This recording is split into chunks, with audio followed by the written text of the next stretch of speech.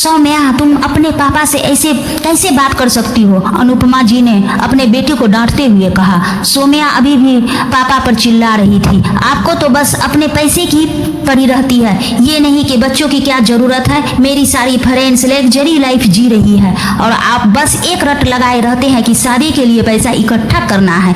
अनुपमा बोली, बस करो सोनिया, तुम्हारे सारे शौक तो हम पूरे नहीं कर सकते। अपने हैसियत भी देखनी चाहिए। तुम्हारे पापा की नौकरी से जो कुछ बचता है उसमें तुम्हें हर महीने पॉकेट मनी मिल जाती है। Pocket money? वाह मम्मी, उसे आप पॉकेट मनी कहती हो? हर महीने 1000 रुपये, इतने तो मेरे एक दिन के खर्च हो जाते हैं। मुझे नहीं पता, मुझे इस महीने कम से कम 5000 रुपये चाहिए, सौम्या ने लगभग चिल्लाते हुए कहा। इधर रमेश जी चुपचाप सिर झुकाए बैठे थे। बेटे की शादी की थी, वह शादी के बाद अलग हो गया था। इधर बेटी की शादी के लिए पैसे भी जोड़ रहे हैं। अब बेटी को भी पूरा ऐसो आराम चाहिए। 55 साल की उम्र में एक प्राइवेट नौकरी में उसका भी कोई भरोसा नहीं है। न जाने आगे खर्च कैसे चलेगा। यही सब सोच सोच कर उनकी आंखों नम हो चली थी। अनुपमा, इसे 2000 रुपये दे दो, इस महीने हम किसी तरह चला लेंगे। बेटी के तानों से परेशान रमेश ने अनुपमा की ओर देखकर कहा, आप इसकी आदत बिगाड़ रहे हैं। कभी हमने अपने ऊपर 2000 खर्च नहीं किए। यह सुनकर सौम्या बोली, ओहो, इसका मतलब आपके पास पैसे हैं पर देना नहीं चाह रहे। लाइए जल्दी से पैसे दीजिए। सौम्या, तुम्हें दिखाई नहीं देता? तुम्हारे पापा एक प्राइवेट नौकरी में दिन रात एड़िया रगड़ रहे हैं। यह भी पता नहीं कब चली जाए। बेटा है कि शादी होते ही अलग हो गया और अब बेटी के लग्जरी लाइफ जीनी है। अनुपमा जी ने कहा और अंदर चली गई। अलमारी में से 2000 रुपये लाकर सौम्या के हाथ पर रखते हुए कहा, आज तो दे रही हूँ, लेकिन अगले महीने से कोई उम्मीद मत रखना। अब तुम्हारे ऐसो आराम के जिम्मेदार नहीं है। 2 वक्त की रोटी और कपड़ा मिल जाता है, वही काफी है। सौम्या पैसे लेकर मुंह बनाते हुए घर से बाहर चली गई। सुनो जी, कुछ अपने बारे में भी सोचो। अपने बुढ़ापे के लिए भी पैसा इकट्ठा करो, अनुपमा जी ने कहा। तो रमेश जी का दर्द उभर पड़ा।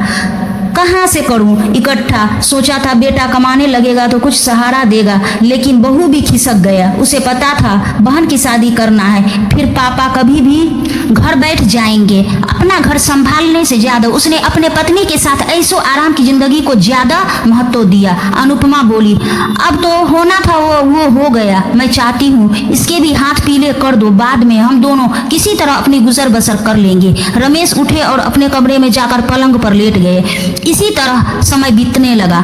एक दिन सौम्या ने शाम को घर आकर बताया, पापा मैंने एक लड़का पसंद कर लिया है, हम सिंपल कोर्ट मैरिज करेंगे। आपने जो भी पैसे मेरी शादी के लिए जोड़ा है वो आप मुझे दे देना। लेकिन बेटा, जब शादी ही करनी है तो अच्छे से करते हैं, उनके परिवार से मिलकर बात कर लेते हैं, रमेश ने कहा। तो सौम्या ने कहा, नहीं पापा, अमर को यह सब पसंद नहीं है। उसने तो अपने घर पर बताया भी नहीं है। हम शादी के बाद अलग रहेंगे। कुछ दिन घर में बहस होती रही। हार कर रमेश और अनुपमा जी ने बेटी की एफडी तुड़वा कर पैसे दे दिया।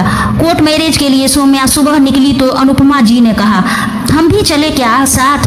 नहीं मम्मी, हम दोनों होंगे और गवाह के लिए 2 दोस्तों को बुलाया है। शादी करके मैं उनके साथ लेकर आ जाऊंगी आपसे मिलने, सौम्या ने टालते हुए कहा। रमेश सारी बात सुनकर खामोश बैठे थे। उन्होंने बस इतना कहा, बेटी वो पैसे का क्या किया? अपने बैंक में डाल दिया क्या? सौम्या ने कहा, नहीं पापा, वो अमर को दे दिया है। उन्हें बिजनेस शुरू करना है, साथ ही फ्लैट भी किराए पर लेना है। आज सब फाइनल हो जाएगा। सौम्या सज संवर कर घर से निकल गई। शाम तक बेटी के इंतजार में घर सजाकर अनुपमा इंतजार करती रही, लेकिन सौम्या नहीं आई।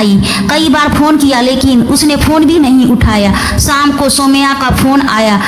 क्या हुआ मम्मी, कितनी मिस कॉल आई है आपकी? अनुपमा ने कहा। वो बेटी, बस यही जानना है कि तुम लोग कितनी देर में आ रही हो? नहीं मम्मी, हम नहीं आ रहे, अमर ने मना कर दिया। उसने कहा, जब मैंने अपने घर वालों को छोड़ दिया तो तुम भी छोड़ दो। वैसे भी आपके पास अब बच्चा ही क्या है देने को? मेरे पैसे मैंने ले लिए हैं। अब आप मुझे भूल ही जाओ। सौम्या का जवाब सुनकर अनुपमा जी का दिल थक से बैठ गया। वे वही सोफे पर बैठ गई। रमेश ने देखा तो जल्दी से पानी लाकर उन्हें दिया। पानी पीकर उन्होंने कहा, क्या इसी दिन के लिए औलाद को पालते हैं? बच्चों की खुशियां में शामिल होने का हमें कोई हक नहीं है क्या? सारा रिश्ता बस पैसों का ही है? रमेश के पूछने पर उन्होंने सारी बात बता दी। आज उनकी बेटी की शादी थी, जिसके लिए रमेश ने पूरा जीवन एक एक पैसा जोड़ा था। आज बेटी का जवाब सुनकर दोनों गम में डूब गए। आज घर में चूल्हा भी ठंडा पड़ा था, कुछ खाने का मन नहीं था। दोनों ऐसे ही सो गए। सोना भी क्या, दोनों एक दूसरे से अपने आंसू छिपाते रहे, अंधेरे में रो रो कर। एक सप्ताह ऐसे ही बीत गया। एक दिन उनका बेटा रमन घर आया और बोला, आप लोगों ने सौम्या की शादी कर ली और मुझे बताया भी नहीं। इतना पराया कर दिया कि मैं अपने बहन की शादी भी देख न सका।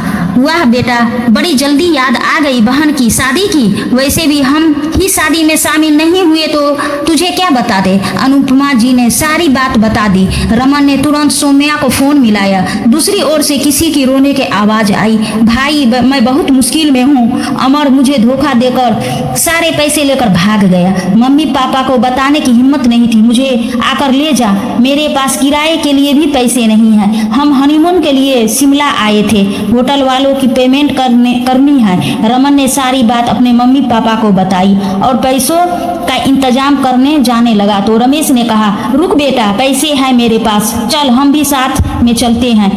पता है तेरे पास रमेश जी और अनुपमा जी, जो अब तक बेटी के व्यवहार से दुखी थे, बेटी पर मुसीबत का सुनकर उनका प्यार फिर से उमड़ पड़ा। सब कुछ भूलकर शिमला के लिए रवाना हो गए।